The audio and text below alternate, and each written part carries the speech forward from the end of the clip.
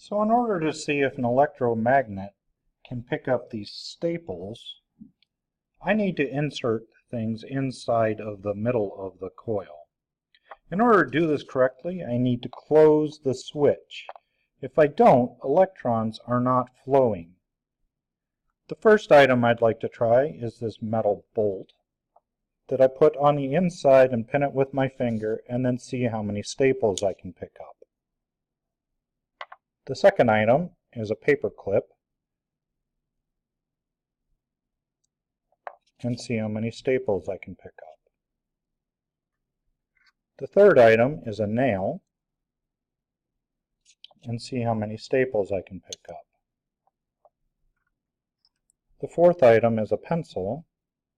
See how many staples I can pick up.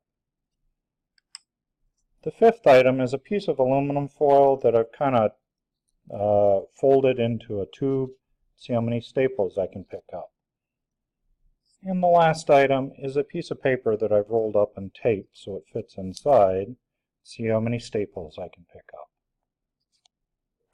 When you are done with your experiment, please be sure to open up the switch, because as long as there's electrons flowing through, the solenoid gets very